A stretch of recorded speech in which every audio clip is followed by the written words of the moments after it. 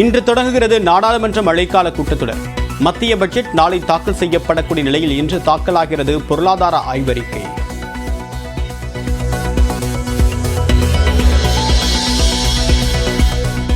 நாடாளுமன்றம் மற்றும் செங்கோட்டைக்கு வெடிகுண்டு மிரட்டல். காலிஸ்தான் அமைப்பின் பெயரில் மிரட்டல் விடுக்கப்பட்ட நிலையில் பாதுகாப்பு அதிகரிப்பு. அமெரிக்க அதிபர் தேர்தலுக்கான போட்டியிலிருந்து விலகினார் ஜோ பைடன். சொந்த கட்சியிலேயே அதிருப்தி எழுந்த நிலையில் திடீர் அறிவிப்பு. உதயநிதிக்கு துணை முதலமைச்சர் பதவி வழங்குவது ஏற்புடையது அல்ல என்று எடப்பாடி பழனிசாமி கருத்து. ஏன் மூத்த தலைவர்களுக்கு வழங்கக்கூடாது என்றும் கேள்வி.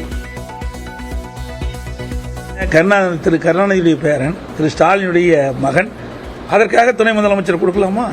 எத்தனை பேர் இந்த திராவிட முன்னேற்ற கழகத்தை உழைத்தவர்கள், எத்தனை பேர் அணு வாய்ந்த தலைவர்கள் இருக்கின்றார்கள், அமைச்சர் இருக்கின்றார்கள், அவருக்குலாம் ஏன் கொடுக்கல?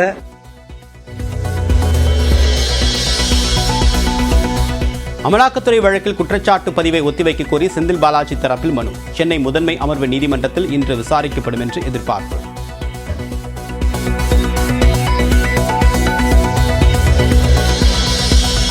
சென்னை அண்ணா அறிவாலயத்தில் நடைபெற்ற திமுக ஒருங்கிணைப்பு குழுவின் முதல் கூட்டம். 2026 சட்டப்பேரவை தேர்தல் குறித்து ஐவர் குழு ஆலோசனை.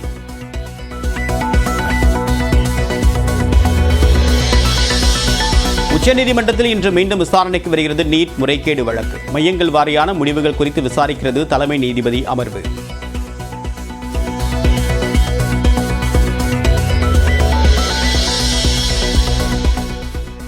எழுபத்தைந்து அடியை எட்டிய மேட்டூர் அணையின் நீர்மட்டம். ஒகேனக்கலுக்கு வினாடிக்கு 74,000 கனஅடி நீர் வரக்கூடிய நிலையில் மேட்டூர் அணையின் நீர்மட்டம் தொடர்ந்து உயர்வு.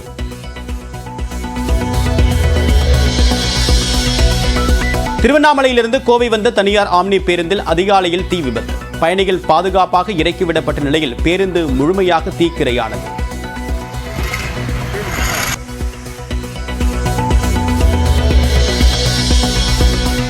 உதகையில் சூறாவளி காற்றுக்கு அடியோடு சாய்ந்த ராட்சத மரம். உதகை கோவை சாலையில் போக்குவரத்திற்கு தடை.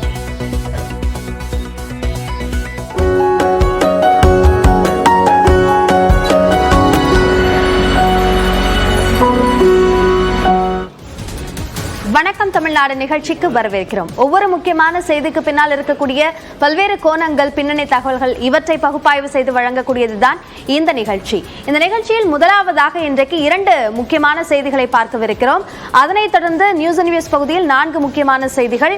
அதனைத் தொடர்ந்து பட்ஜெட் சார்ந்த எதிர்க்கட்சிகளுடைய எதிர்பார்ப்பு என்ன என்பது குறித்த கருத்துக்களை நம்மோடு பகிர்வதற்காக புதுச்சேரியின் முன்னாள் முதலமைச்சர் திரு நாராயணசாமி நம்மோடு நேரலையில் இணையவிருக்கிறார். தற்போது முதலாவதாக ஒரு அண்மை செய்தியை பார்க்கலாம்.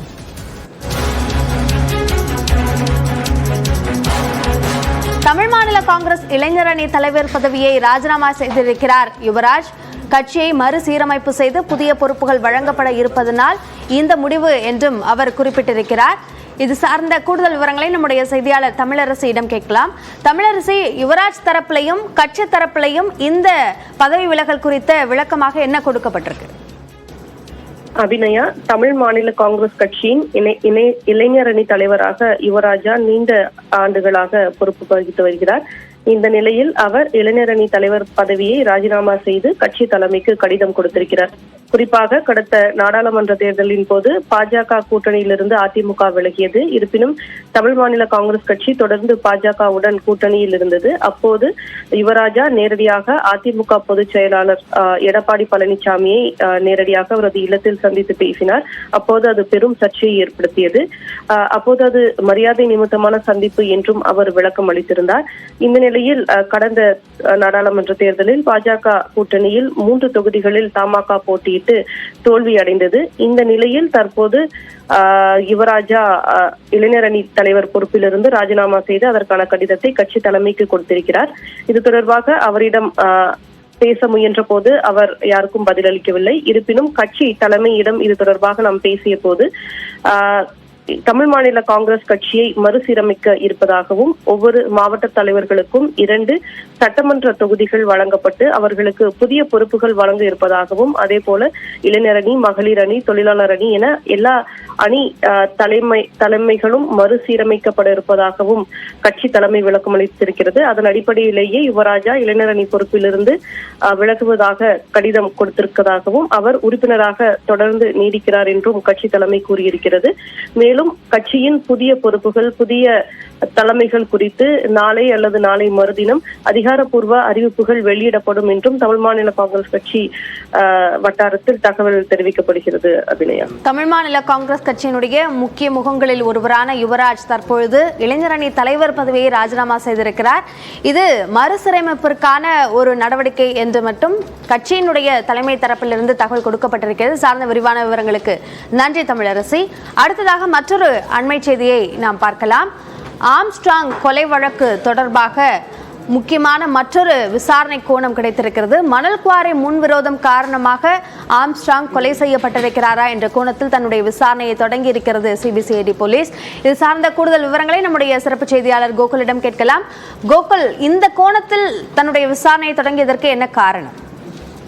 ஆம்ஸ்ட்ராங் கொலை குறித்தும், அதாவது கொலையாளிகள் குறித்தும், கொலைக்கான காரணங்கள் குறித்தும் பல்வேறு கோணங்கள்ல காவல்துறை விசாரணை மேற்கொண்டு வருகிறார்கள். முதலில் கைது செய்யப்பட்ட நபர்கள் ஆற்காடு சுரேஷனுடைய கொலைக்கு பழி தீர்ப்பதற்காக இந்த கொலையை செய்திருப்பதாக வாக்குமூலம் அளித்தார்கள். தொடர்ந்து அவர்களிடம் நடத்தப்பட்ட விசாரணையில் பல ரவுடிகள் இதில் தொடர்பு இருப்பது தெரிய வந்திருக்கிறது. அந்த அடிப்படையில திருவள்ளூர் மாவட்டத்துல ஒரு மணல் குவாரியானது நடைபெற்று வந்தது. அதில் உயர்நீதிமன்றத்தில் அந்த மணல் குவாரிக்கு எதிராக ஒரு பொதுநல வழக்கு தாக்கல் செய்யப்பட்டு மணல் குவாரிக்கு தடை உத்தரவானது பிறப்பிக்கப்பட்டது. இந்த பின்புலத்தில் ஆம்ஸ்ட்ராங் இருந்ததாக கூறப்படக்கூடிய நிலையில் மணல் குவாரியில் ஏற்பட்ட முன்விரோதத்தால் இந்த கொலை நடந்திருக்கலாமா, மணல் குவாரியில் யார் யாரெல்லாம் ஆம்ஸ்ட்ராங்க்கு பிரச்சனை ஏற்பட்டது என்று குறித்த விசாரணையை காவல்துறை தொடங்கியிருக்காங்க. அது மட்டுமல்லாமல் அவருக்கு நிலம் தொடர்பான ரியல் எஸ்டேட் தொடர்பான பிரச்சனையும், அதே போல வடசென்னை பகுதியில தொடர்ந்து அந்த பழைய பொருட்கள் ஸ்கிராப் உள்ளிட்டவையில் எடுக்கக்கூடிய தொழிலையும் சில பிரச்சனைகள் இருப்பதாக கூறப்படுகிறது. அந்த அடிப்படையில பல கோணங்களின் அடிப்படையில காவல்துறை இந்த கொலைக்கான காரணங்கள் குறித்து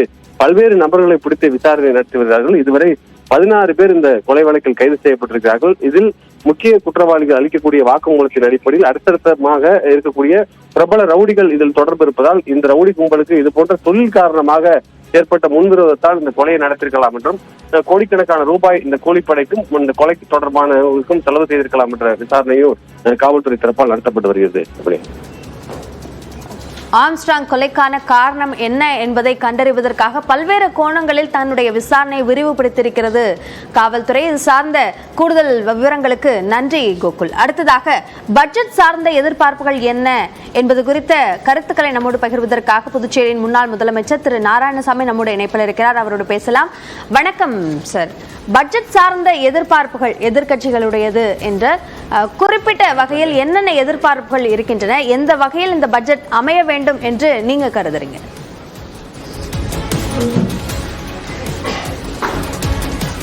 அதாவது இந்த 2024-25 ஆண்டு பட்ஜெட்டை பொறுத்த வரைக்கும் குறிப்பாக மத்தியில் உள்ள நரேந்திர மோடி அரசு 3வது முறையாக ஒரு மைனாரிட்டி அரசாக இருந்தாலும் கூட கூட்டணி கட்சியோடு ஆட்சி அமைத்திருக்கிறார்கள். மக்கள் மத்தியில் இந்த ஆட்சியாளர்கள் கொடுத்த வாக்குறுதிகளை பொறுத்த வரைக்கும் எந்த அளவுக்கு அதை நிறைவேற்றுவார்கள் என்ற மக்கள் மத்தியில் எதிர்பார்ப்பு நிறைய இருக்குது. மிகப்பெரிய இந்த சமயத்தில் பிரதமர் மாண்புமிகு பாரத பிரதமர் நரேந்திர மோடி அவர்களுக்கும் பாரதிய ஜனதா கட்சிக்கும் அந்த கூட்டணி கட்சிகளுக்கும் உள்ள சவால் என்னன்னு சொன்னால் விலைவாசி உயர்வை கட்டுப்படுத்த வேண்டியது.